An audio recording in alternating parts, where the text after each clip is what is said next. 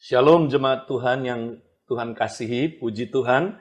Kita memasuki seri yang terakhir dalam khotbah minggu kita selama lockdown ini, yaitu hidup tegar di masa sukar.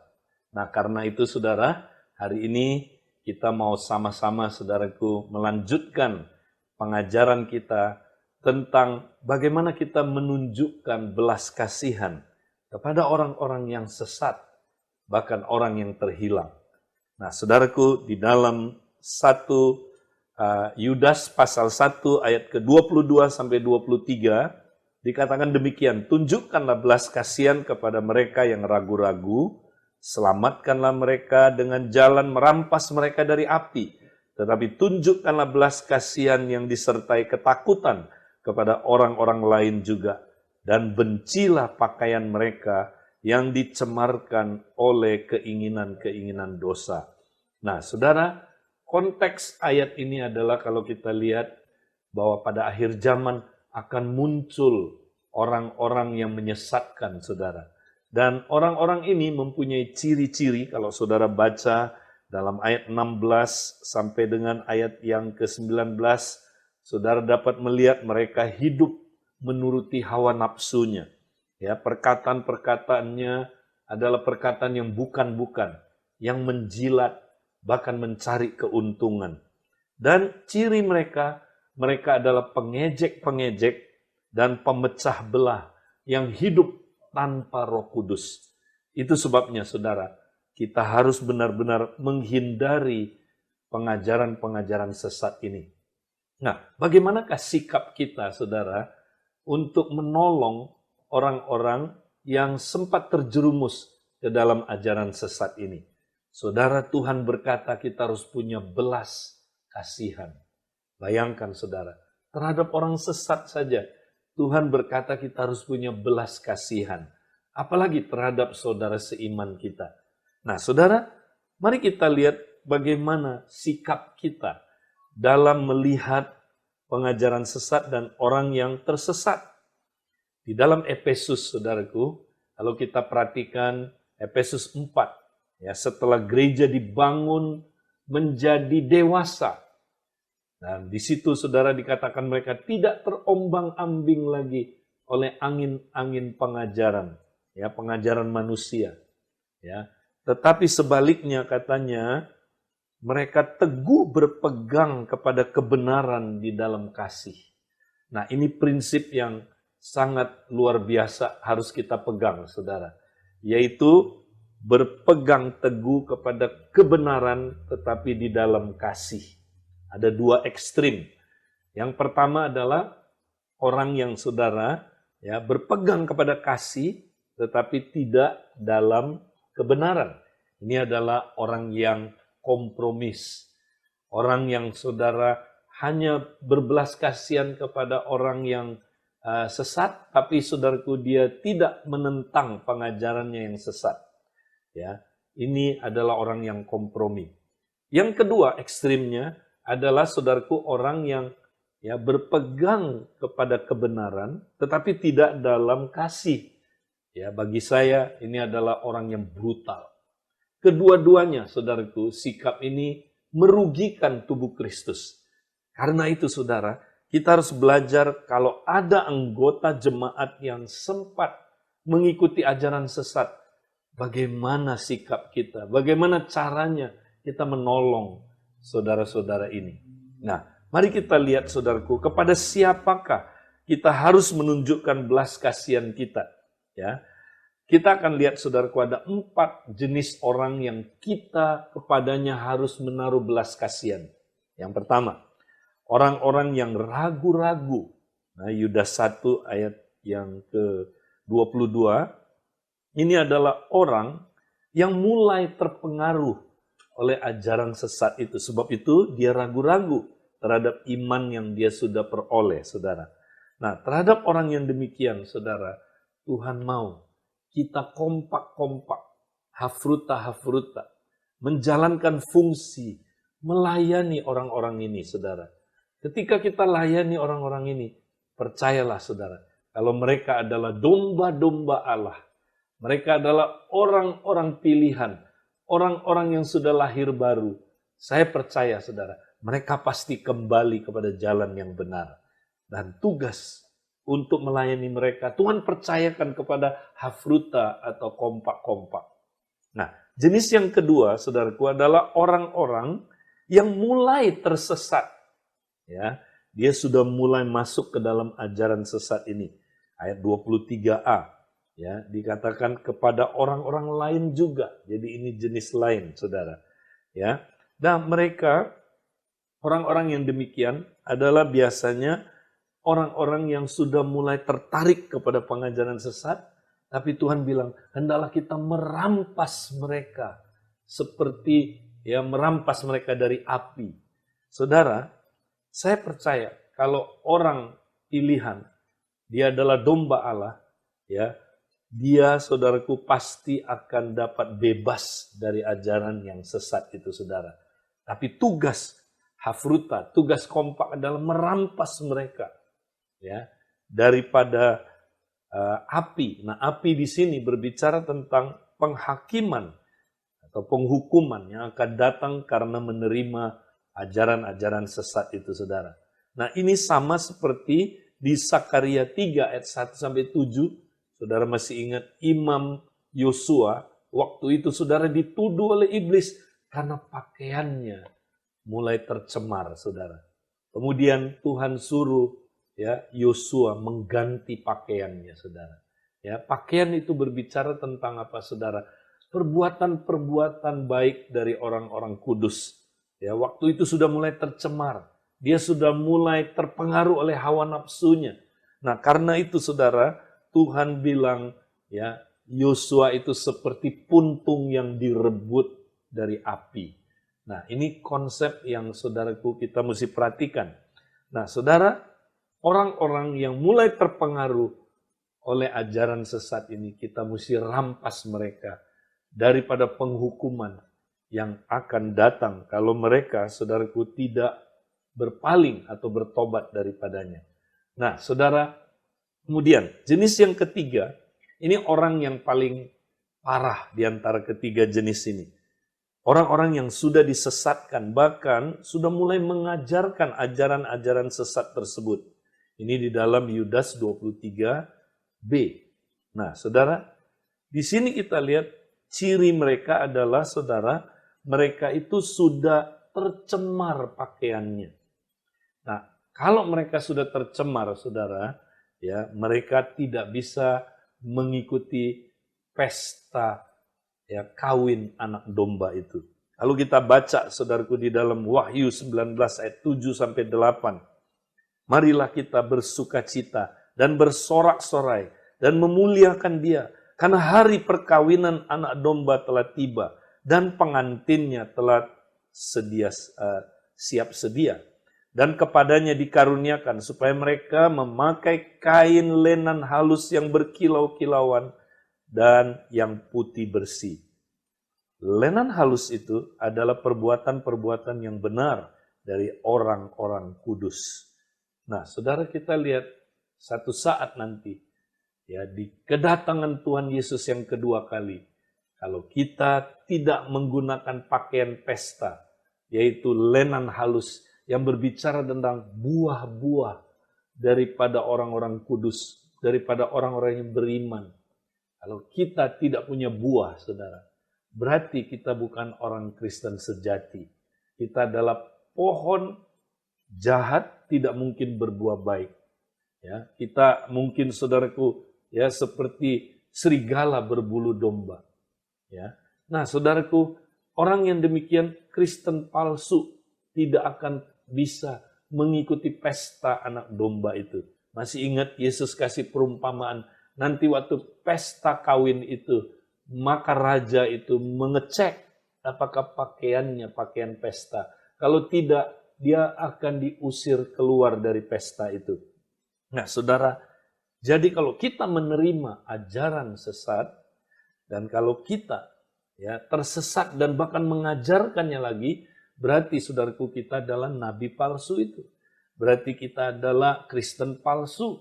Dan Tuhan akan berkata pada kita, "Nyahlah kamu yang berbuat jahat, aku tidak pernah mengenal engkau. Tetapi saudara, saya percaya kalau orang ini walaupun dia sudah disesatkan dan mengajarkan pengajaran sesat, tapi kalau dia adalah orang pilihan Allah, dia adalah domba Allah yang sempat disesatkan, saya percaya saudara, dia pasti bisa kembali ke ajaran yang benar. Nah, karena itu kita harus cari mereka. Orang-orang yang demikian, mereka adalah domba-domba Allah. Kita cari mereka supaya mereka jangan tersesat. Nah, saudara, tapi ada perhatian yang harus kita perhatikan di sini, saudaraku.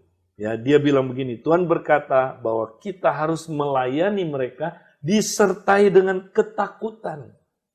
Artinya, kita sendiri harus berjaga-jaga. Jangan sampai, saudara, kita terjebak dalam pengajaran yang sama, yang sesat itu. Ya, kita harus berjaga-jaga. Nah, yang kedua katanya sambil membenci pakaiannya yang kotor, saudara. Jadi yang kita benci adalah ajarannya dan perbuatan-perbuatannya, saudara. Kita tidak benci orangnya. Kita harus penuh dengan belas kasihan terhadap orang-orang ini. Nah, saudara, bersama dengan saya hari ini juga ada anak saya, Christian. Ya, kami mau berbincang-bincang hari ini tentang pengajaran ini. Mungkin Christian, kamu punya pendapat enggak? Bagaimana tentang kita harus berbelas kasihan terhadap orang-orang yang sempat disesatkan? Pandangan kamu gimana? Ya, ini jujur aja ini salah satu hal yang hari-hari ini kita alamin ya. Saya masih ingat waktu saya lagi sekolah waktu itu, dan guru saya tuh bilang sama kami yang waktu itu lagi sekolah kitab, dia bilang, generasi kamu ini adalah generasi yang literasi Alkitabnya, artinya pengertian Alkitabnya itu sangat rendah gitu. Nah, ini menurut saya ini challenge buat generasi kita, karena pengajaran itu adalah sesuatu yang sangat penting kalau menurut saya. Itu karena kalau kita dapat pengajaran yang salah, kita akhirnya nggak pernah mengalami perubahan dalam hidup kita. Kita akhirnya berpegang pada hal-hal yang salah. Dan dalam firman Tuhan kita juga menemukan bahwa challenge buat jemaat mula-mula bukan hanya persecution atau aniaya dari luar, tapi juga ada ancaman pengajaran-pengajaran salah dari dalam. Jadi menurut saya ini topik yang sangat penting untuk kita ngerti. Kalau menurut saya ada 3 hal yang tadi Papa udah sharing juga. Yang pertama adalah kita harus ngerti kenapa sih kebenaran itu penting sekali. Kalau kita nggak mengalami kebenaran gitu ya, waktu kita membaca firman, karena kita nggak belajar bahwa ada caranya untuk kita bisa mengerti apa yang lagi terjadi, konteksnya gitu.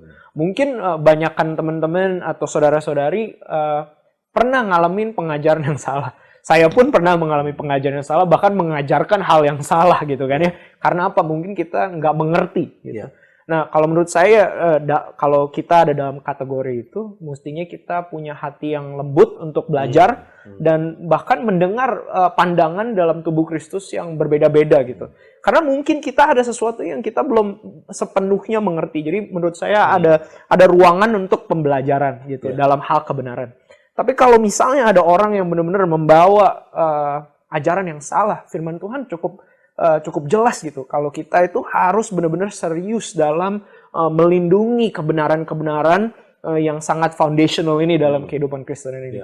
Karena Tuhan Yesus bilang gini, konsekuensinya untuk orang-orang yang menyesatkan orang lain itu sungguh luar biasa gitu. Katanya lebih baik orang-orang ini ditenggelamkan dengan kakinya diikat dengan batu. Gambaran-gambaran itu cukup serius gitu.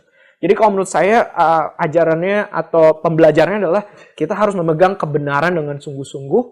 Jangan cuma bilang karena kita saling mengasihi ya pokoknya semuanya benar lah gitu ya.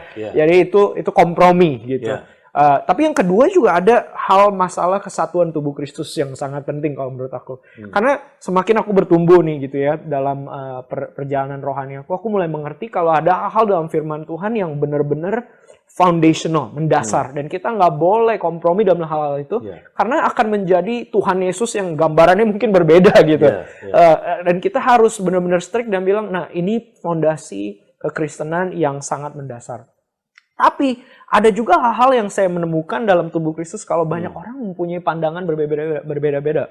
Contohnya interpretasi tentang akhir zaman, ya kan ya, pandangan tentang karunia-karunia Roh Kudus, baptisan. Ini hal-hal yang kelihatannya banyak sekali dan banyak waktu saya juga ngerasa kok kayaknya pusing gitu ngeliatin banyak ini kok nggak habis-habis. Dan ternyata waktu saya baca tentang tulisan-tulisan sejarah gereja, hal ini udah dari berabad-abad yang lalu adalah diskusi yang panjang gitu. Dan mungkin sampai Tuhan Yesus datang kedua kalinya, kita nggak akan melihat gambaran yang sepenuhnya.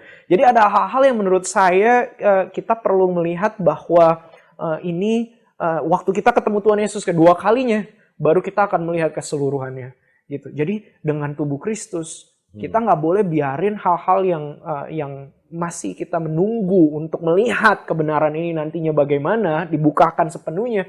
Kita harus bisa menghargai pandangan-pandangan dalam tubuh Kristus, dan bahkan kita biarin pandangan-pandangan itu juga men-challenge asumsi-asumsi kita yang mungkin kita udah bawa sebagai seorang Kristen yang mungkin dalam aliran tertentu atau denominasi tertentu. Gitu, itu hal kedua. Tapi yang ketiga yang tadi Papa juga bilang adalah perbuatan kita. Jadi bukan cuma pengajaran, kita bayangin berbicara tentang kesatuan tubuh Kristus, tapi juga ada perbuatan kita. Doktrin itu atau teaching itu memproduksi buah-buah seperti apa sih dalam hidup kita? Dan kita kebanyakan mikirin teachingnya atau pengajarannya, tapi nggak pernah memperhatikan buah-buah yang keluar gitu. Karena bisa aja teachingnya bagus, tapi buah-buahnya nggak pernah berbuah dengan sedemikian rupa sampai dunia pun bisa melihat bahwa kita itu pengikut Kristus, ya kan? Bahwa ini tuh benar-benar buah-buah kasih, buah-buah roh, buah-buah kekudusan, buah-buah jiwa, buah-buah hal-hal yang ini. Jadi ada hal-hal menurut aku sangat penting yang perlu kita perhatiin. Buat aku ketiga hal itu. Dan kita harus menjaga kesatuan tubuh Kristus, kesucian pengajaran-pengajaran ini, dan juga memastikan kalau buah-buah itu ada dalam hidup kita gitu. Nah, saya tertarik dengan kata menjaga kesatuan tubuh Kristus. Saya ingat satu ayat, Tuhan memperingati lewat Paulus, dikatakan bahwa ya jangan berpihak-pihak. Ada yang berkata aku pihak Paulus, aku pihak Apolos, aku pihak Kristus bahkan. Ya, dan katanya demikian di dalam 1 Korintus 3 ayat yang ke-16 dibilang, barang siapa yang membinasakan bait Allah, dia akan dibinasakan oleh Tuhan. Wow, buat saya itu sangat serius. Jadi yang merusak bait Allah, konteksnya di situ adalah memecah-mecah tubuh Kristus. Ya kan? Benar. Nah, orang yang demikian dia akan dirusak oleh Allah. Wow. Bagaimana menurut kamu? Ya itu serius ya. Itu konsekuensinya kelihatannya begitu seriusnya. Mungkin kalau kita lagi baca firman gitu, terus kita tiba-tiba ada shock terapi karena ngebaca sesuatu yang konsekuensi seperti itu artinya hal yang sangat penting buat hatinya Tuhan gitu. Itu setidaknya buat saya gitu. Jadi Tuhan pengen kita berhati-hati dalam kita melihat tubuh Kristus, bagaimana kita memperlakukan tubuh Kristus satu sama lain, walaupun kita kelihatannya berbeda dalam beberapa hal. Tapi kalau fondasinya sama dan kita nggak menyangkal hal-hal fondasi ini, mungkin kita perlu refleksi dan ambil suatu sikap di mana kita bilang, oke Tuhan, bagaimana saya nggak cuma ngomong benar atau salah, tapi dalam konteks hubungan, dalam konteks tubuh Kristus, apakah kita ini satu gitu kan? Dan bagaimana cara kita menyikapi saudara-saudari kita yang berbeda seperti itu? Tetap harus ada kasih, tetap harus berhati-hati, punya the fear of God gitu, untuk melihat Tuhan akhirnya yang akan menghakimi setiap perkataan kita, perbuatan kita. Dan waktu kita ketemu Yesus kedua kalinya, disitulah kita akan melihat semuanya akan terbuka gitu kan. Sampai saatnya ya kita harus rendah hati gitu sih. Ya. Nah, kita lanjutkan. Saya teringat tentang bagaimana kita melayani orang-orang yang sudah sempat disesatkan. Saya ingat dalam Matius pasal yang ke-18, ya, kalau kita lihat mulai ayat 15 sampai dengan ayat yang ke-20, di situ sebenarnya konteksnya adalah berbicara tentang kalau kamu melihat saudaramu berbuat dosa. Nah, di dalam salah satu terjemahan tertua Alkitab, yaitu Codex Vaticanus, tidak ada kata saudaramu yang berbuat dosa terhadapmu. Dia hanya berbuat dosa. Ya. Jadi saya percaya sebenarnya kalau Matius 18 ayat 15 ini adalah berbicara tentang bagaimana kita setiap orang percaya bertanggung jawab. Kalau melihat ada saudaranya berbuat dosa, nah konteksnya dosa apa? Kita baca beberapa ayat sebelumnya, ya Tuhan berbicara tentang penyesatan anak-anak. Dia juga berbicara tentang 100 domba yang kemudian hilang satu domba, maka gembalanya akan cari yang satu itu. Nah, dia itu domba. Berarti kalau dia domba, dia pasti kembali. Amin. Ya. Nah, jadi konteksnya itu adalah kalau kita lihat saudara kita berbuat dosa, maka katanya layani dialah 4 mata. Nah, di sini kalau kita lihat, kita nggak ada waktu Bible study dari studi katanya, itu bukan melayani cuma sekali, tapi berkali-kali. Wow. Ya, sampai dia menang. Nah, kalau dia nggak mau dengar, katanya baru bawa 2-3 saksi. Nah, 2-3 saksi ini konteksnya, inilah kompak itu. Inilah hafruta yang menggunakan kunci kerajaan. Bayangkan kalau mereka gunakan kunci kerajaan, mereka mengikat apa yang diikat di bumi terikat di surga, apa yang dilepaskan di bumi terlepas di surga. Maka orang itu yang berdosa itu, kalau dia betul adalah domba Allah, dia pasti lepas. Amen. Dia pasti menang. Nah, kalau dia nggak menang juga, katanya dia diberitahu kepada jemaat. Dan kalau dia nggak mau bertobat, ya berarti ada kemungkinan dia bukan orang percaya. Kemungkinan dia bukan domba itu. Dia belum lahir baru, makanya dibilang anggaplah dia sebagai orang yang tidak mengenal Allah atau pemungut cukai. Jadi, supaya kita nggak capek. Nah, jadi prinsip ini saya percaya harus dipraktekkan Kristen di gereja masa kini. Masalahnya di gereja masa kini kita nggak punya sistem itu. Jadi makanya banyak orang yang disesatkan, banyak orang yang kena pengajaran yang ngaco-ngaco, atau banyak orang yang hidup dalam ikatan-ikatan addiction, nggak menang-menang karena nggak punya sistem melayani seperti itu. Nah, kemudian yang terakhir, nah kita akan lihat yang terakhir adalah kita harus punya belas kasihan terhadap orang-orang yang terhilang. Di akhir zaman ini, Tuhan berkata, ya, kita bukan hanya berfokus kepada tanda-tanda zaman, ya, di mana kita lihat ada penyesatan di situ, ada perang, ada kelaparan, kesulitan ekonomi, bencana alam, wabah seperti COVID-19 ini. Tuhan berkata demikian, kamu akan mendengar hal-hal ini semua, tapi janganlah gelisah hatimu. Jangan gelisah hatimu, ya. Sebab Tuhan mau kita berfokus kepada tanda singular, tanda tunggal yang akan terjadi. Apakah tandanya? Nah, tandanya adalah Matius 24 ayat 14. Dan Injil kerajaan ini akan diberitakan di seluruh dunia, menjadi kesaksian bagi semua bangsa. Sesudah itu barulah tiba kesudahannya. Amin. Jadi Tuhan mau kita fokus di masa sukar di akhir zaman ini, bukan pada tanda-tanda yang menakutkan tadi itu, tapi kita mau fokus bahwa ini tanda akhir zaman akan tiba, yaitu Injil harus diberitakan kepada segala bangsa menjadi kesaksian. Baru tiba kesudahannya. Nah, jadi saya percaya Kristen kita mesti benar-benar fokus kepada tuaian besar yang akan datang itu. Bagaimana menurut kamu tentang akhir zaman kaitannya dengan tuaian besar? Ya, setuju sih. Karena waktu kita lagi ngomongin tentang akhir zaman itu, kita keinget lagi bahwa kebanyakan pemikiran kita tuh tentang krisis, apa yang terjadi, banyak ketakutan, ya kan. Tapi karena firman Tuhan bilang bahwa ada sebenarnya panggilannya bahwa kita harus membawa Injil kerajaan ini diberitakan, itu sebenarnya kan nubuatan supaya gereja juga menggenapi nubuatan itu gitu. Itu hatinya Tuhan dan itu yang akan terjadi. Benar kalau sistem di dalam gereja itu kebanyakan waktu kita nggak mempunyai sistem yang bisa melengkapi orang percaya dan bahkan membawa mereka supaya mereka melakukan pekerjaan yang Tuhan udah tetapkan buat mereka lakukan, untuk mengabarkan Injil, untuk memenangkan orang, memuridkan orang. Jadi Hafruta ini memang salah satu yang menurut saya dibukakan sekali ya.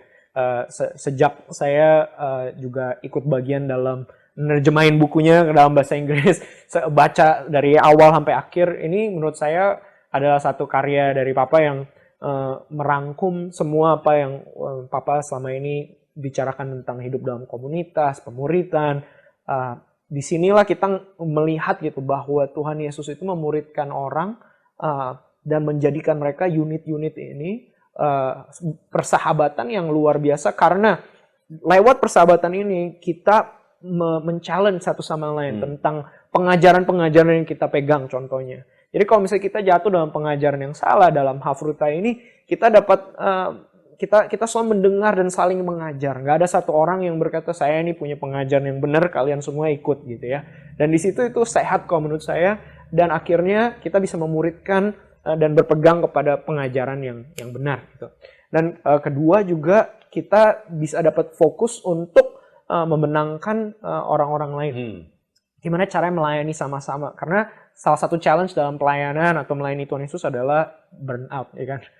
Ngerasa kalau saya itu sendiri, kalau saya ini udah ngelakuin semuanya, tuh kayaknya nggak ada apa-apa gitu. Tapi dalam Hafruta atau dalam microcell atau kompak ini sendiri, kita lihat bahwa Tuhan bawa kita jadi unit untuk mensupport satu sama yang lain. Jadi kita melayani bersama-sama, semua karunia-karunia yang ada dalam hidup kita juga bersinergi.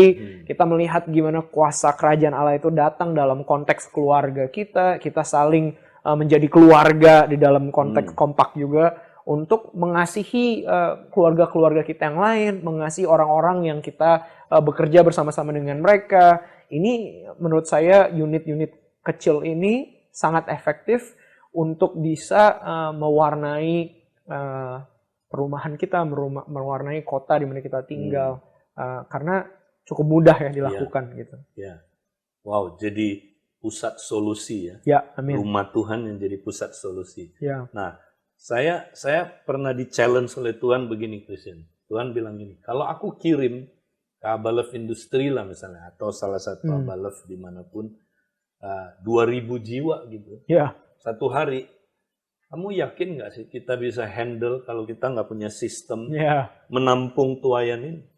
Nah, susah sih. Iya.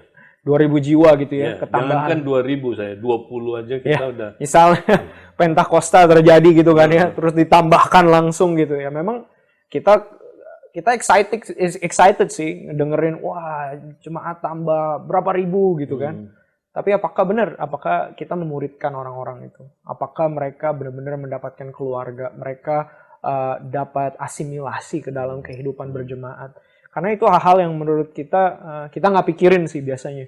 Kita pikirkan, oh ya khotbahin aja, injilin aja, nanti pokoknya dia bertumbuh sendiri. Tapi kenyataannya kalau kita lihat, kenyataannya hari-hari ini adalah banyak orang yang nggak bertumbuh kerohaniannya karena mereka sendiri gitu. Ya, itu sebabnya saudara, saya percaya di masa lockdown ini ada maksud Tuhan. Tuhan mempersiapkan gereja kembali kepada esensinya, yaitu kelompok-kelompok Hafruta tadi itu. Ya, kelompok-kelompok persahabatan, komsel-komsel, rumah Tuhan yang siap menjadi rumah solusi. Itu sebabnya saudara, kita jangan lihat ya cuman kesengsaraan, kesedihan, kesusahan, tapi lihat Tuhan mempersiapkan kita untuk kita bisa menuai bangsa-bangsa yang luar biasa. Saya doakan saudara supaya kita terus praktekkan. Mari kita praktekkan saudaraku hal-hal yang kita pelajari supaya kita hidup tegar di masa sukar. Tuhan memberkati saudara. Haleluya.